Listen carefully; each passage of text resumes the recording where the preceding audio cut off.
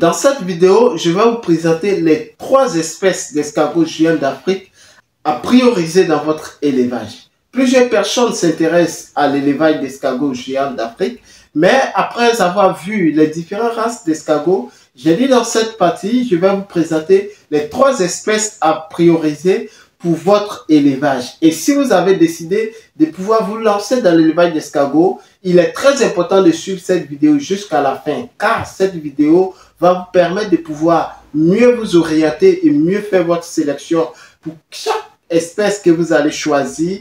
Je vais vous dire qu'est-ce que vous devez faire en termes de transformation. Raison pour laquelle je vais vous demander de rester scotché jusqu'à la fin de cette vidéo. Nous allons aborder juste après le générique.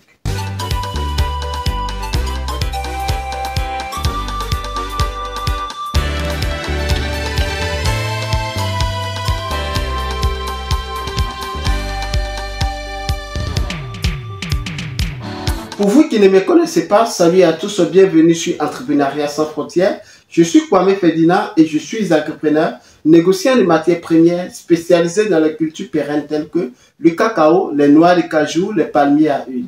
Je suis également négociant de céréales. Sur cette chaîne, nous parlons de business, nous parlons d'investissement, nous parlons de mindset, nous faisons du coaching personnalisé. Nous plongeons au cœur des paysans, producteurs de matières premières, afin de montrer leur quotidien, partager leur cri de cœur et opter pour une solution rapide et efficace dans le but de contribuer au développement rural en apportant notre expertise favorable à leur réussite tout en se servant de mise en relation entre producteurs et acheteurs sur le marché national et international. Nous mettons également l'accent sur l'éducation entrepreneuriale christocentrique sans tabou. Donc, si vous êtes en quête d'informations judicieuses, capitales pour le développement de vos business, soyez donc les bienvenus car cette chaîne est faite spécialement pour vous. Tout d'abord, avant de plonger dans le vif du sujet, je vais donc vous inviter à vous abonner à cette chaîne si ce n'est pas encore fait, à liker nos vidéos, à partager cette chaîne massivement autour de vous afin d'agrandir la communauté. Surtout, n'oubliez pas d'activer la cloche de notification afin de recevoir en permanence nos publications sur cette chaîne. Comme je l'avais dit en intro, dans cette vidéo, nous allons aborder les 3 espèces d'escargots que vous devez préconiser, que vous devez choisir pour votre élevage en Afrique. Après avoir vu les gros gris, les escargots rouges, les petits gris et d'autres races d'escargots, dans cette vidéo, je vais vous partager les 3 espèces qui sont très connues en Afrique. La première espèce qui est beaucoup connue en Afrique, c'est l'Achatina achatina ou Achatina achatina. L'Achatina achatina fait partie des espèces qui est beaucoup élevée en Afrique. Pourquoi vous devez choisir cette race-là à élever? Alors, pour pouvoir mieux comprendre cela, il faut savoir que l'escargot Achatina marginata, Achatina achatina est une espèce, fait partie des espèces qui sont beaucoup appréciées dans les régions comme, dans les pays évidemment comme la Côte d'Ivoire, comme le Cameroun, comme le Togo, comme le Bénin, comme le Nigeria, et comme le Burkina Faso. Donc, ça fait partie des espèces qui, en général, sur tout le continent, est beaucoup appréciée.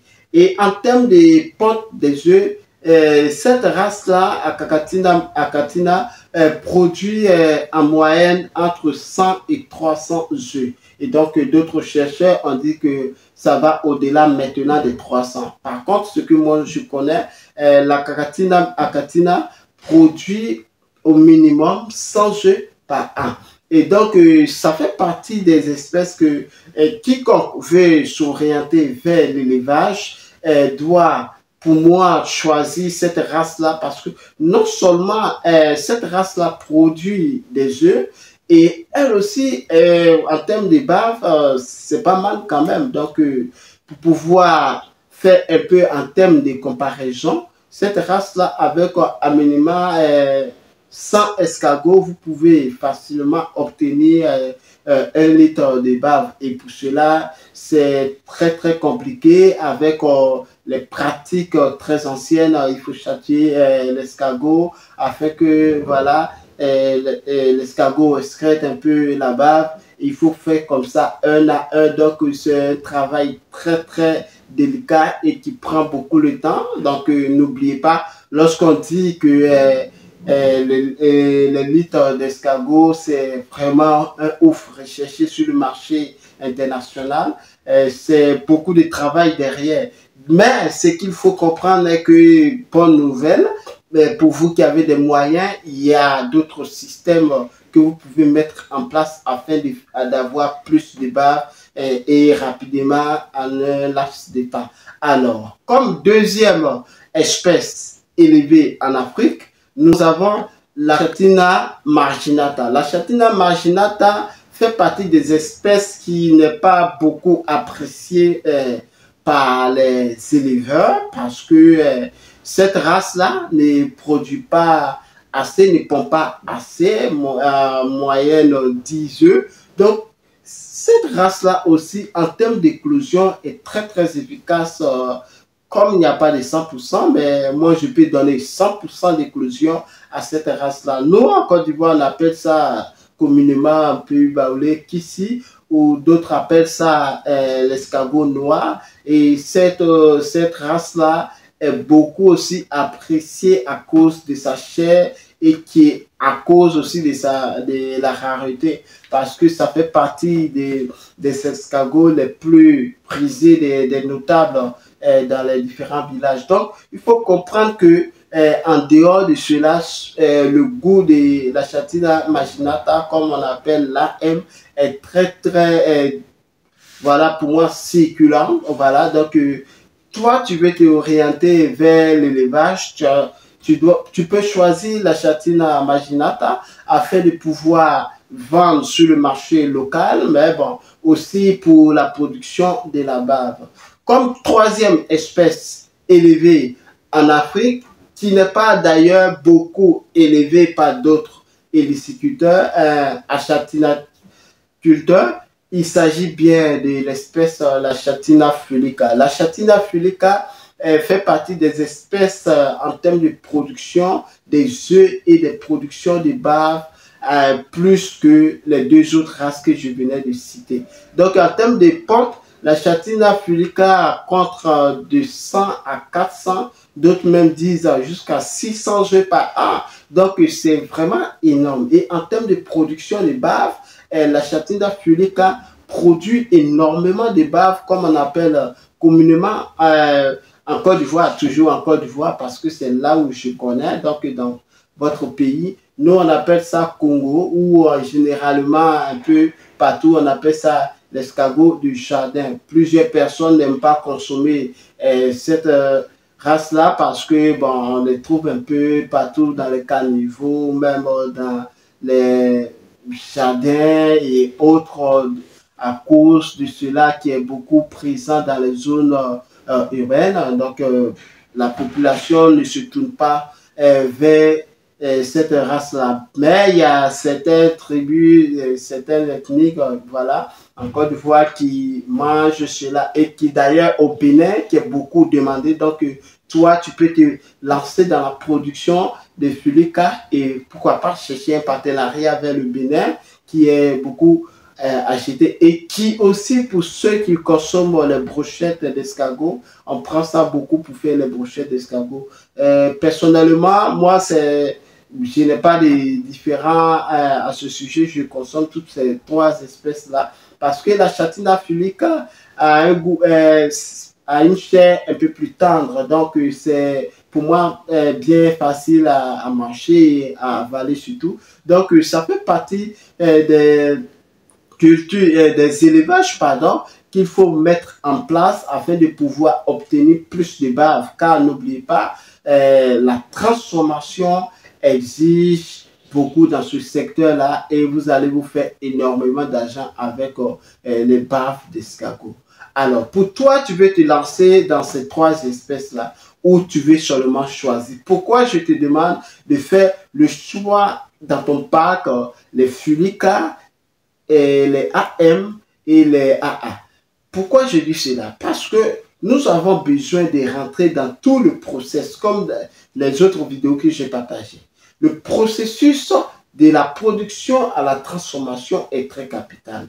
comme je dis toujours dans mes vidéos, l'Afrique n'a pas un problème, je dirais, de production, mais l'Afrique a un problème de transformation. Et quand tu produis, tu n'arrives pas à transformer, raison pour laquelle on parle des pertes post-récolte. Après avoir produit et que tu ne maîtrises pas la transformation, tu peux perdre tes produits. C'est ce qui est le cas des cultures vivrières. Mais dans le secteur de l'élevage d'escargots, la production et la transformation vont vous permettre d'avoir plus de bénéfices. Parce que lorsqu'on prend l'escargot en général, tout ce qui est sur l'escargot, on vend. Les coquilles sont vendues, qui est transformé. Les évissets sont vendus, qui est transformé. La bave qui est vendue, qui est transformée. Donc, si vous prenez votre escargot vivant et que vous vendez, c'est-à-dire vous vendez tout ce qui est comme propriété minérale sur l'escargot. Donc, raison pour laquelle dans votre enclos, vous pouvez faire sceller votre enclos soit en deux parties. Vous pouvez mélanger la Achatina achatina et les Achatina marginata ensemble et vous mettez séparer les Achatina fulica ensemble. Lorsque vous avez besoin de l'extraction de la bave, vous orientez impérativement vers le fulica. Mais les Achatina, c'est beaucoup plus. Vous transformez, vous enlevez la chair et vous commercialisez ça sur le marché, dans vos différents marchés, juste à côté. Vous pouvez voir selon votre cycle de commercialisation et vous transformez le reste. Par contre, si vous n'avez pas encore cette maîtrise, pour toi, tu veux commencer dans ce secteur et que tu n'as pas assez d'argent aussi, parmi ces trois espèces, c'est-à-dire les fulicas, vous pouvez élever les fulicas à dupliquer, à agrandir peut-être votre cheptel et vous pouvez vendre les autres espèces comme les AA et les AM. Donc, raison pour laquelle j'ai dit qu'il est très important de pouvoir structurer son business, de pouvoir structurer même son élevage. Raison pour laquelle si vous avez des problèmes pour pouvoir structurer votre business ou vous avez besoin d'un accompagnement, nous sommes là afin de pouvoir vous prêter mes forces afin de pouvoir vous aider à réaliser votre projet d'élevage d'escargots. J'espère que cette vidéo vous a plu, s'agissant bien des trois espèces qu'il faut retenir, la Cacatina achatina ou la Cacatina marginata ou la Cacatina fulica que vous pouvez choisir pour votre élevage et pour pouvoir avoir plus de revenus, il faut passer à la transformation et pour l'installation, vous pouvez sceller votre enclos en deux parties dont vous allez mélanger les AA et les AM dans un enclos et dans un côté, vous allez mettre les AF, c'est-à-dire les Achatina fulica. Prenez soin de vous, à très bientôt. On se donne rendez-vous pour une prochaine vidéo. C'est juste ces trois espèces que je voulais partager avec vous. J'espère que vous avez aimé. Si oui, n'oubliez pas à vous abonner si ce n'est pas encore fait, à liker nos vidéos, à partager cette chaîne massivement autour de vous afin d'agrandir la communauté. Surtout, n'oubliez pas d'activer la cloche de notification afin de recevoir en permanence nos publications. Sur ce, prenez soin de vous. À très bientôt. À météo. Ciao.